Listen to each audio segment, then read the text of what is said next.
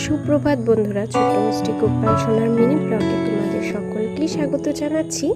আজকে হলো রাখি পূর্ণিমা।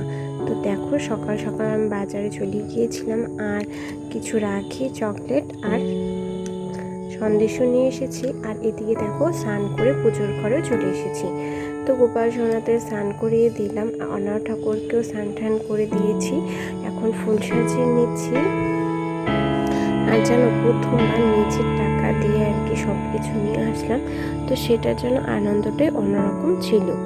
তো দেখো, এদিকে ফুল সাজিয়ে নিচ্ছি আর এই রাখিটা নিয়ে এসেছি গোপুসোনাকে পরাবো, আর দাদার জন্য আলাদা আরেকটা রাখি নিয়ে এসেছি। তো চলো পরিয়ে নিই। আর এবার যেন সব কিছুর আগে আগে তো পরিয়ে দিলাম গোপুসোনাকে।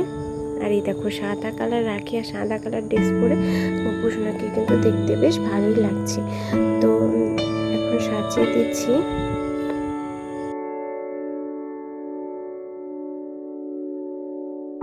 গাছের একটা গোলাপ ফুলও গোপুসোনার জন্য তুলে নিয়ে এসেছিলাম, তো সেটাও দিয়ে দিলাম। আর এই দেখো, মালাটা আমি কিভাবে পরিয়েছি খেয়ালই করিনি, তাড়াহুড়ো করে যেহেতু পুজো দিয়েছি। এখন অডিও দেওয়ার সময় দেখছি ভিডিওটাতে। আর এই দেখো, একটা চকলেটও দিয়ে দিলাম গোপুসোনাকে। এই ভিডিওটা পোস্ট করতে অনেকটাই লেট হয়ে গেল বন্ধুরা। তো দেখো, এদিকে সন্দেশ নিয়ে এসেছিলাম, পেয়ারা সন্দেশ।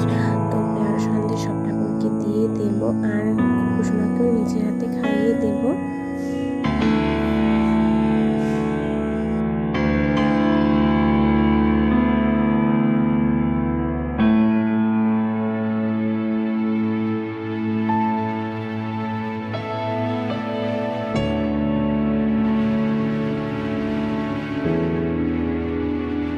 এটা আর একদিনের ভিডিও বন্ধুরা, তো এই ভিডিওটাও এই ভিডিওর সাথে অ্যাড করে দিলাম। তো সেদিনও লাস্ট সোমবার ছিল।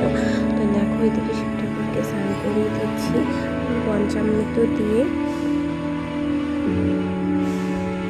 আর ভেবেছিলাম যে সকালবেলায় দিদি আর আমি পাশের মন্দিরটাতে যাব, কিন্তু সেদিন যেন ঘুম থেকে উঠেওছিলাম সকালবেলায় ওই 5টার সময়, কিন্তু এত বৃষ্টি পড়ছিল যে আর যাওয়াই হলো না।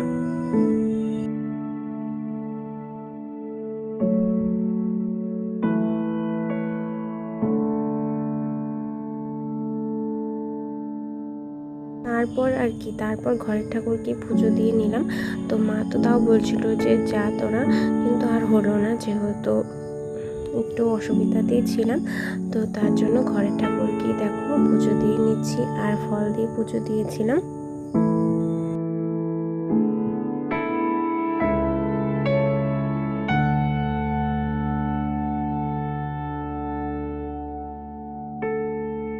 পাশের বাড়ির থেকে মা কিছু অপরাজিতা ফুলও নিয়ে এসেছিলো। তো দেখো, সুন্দরভাবে শিব ঠাকুরকে অর্পণ করে দিলাম। আর যেহেতু লাস্ট সোমবার ছিল, তার জন্য এই পঞ্চপ্রদীপটাও জ্বালিয়েছিলাম। কেমন লাগলো ভিডিওটি জানিও।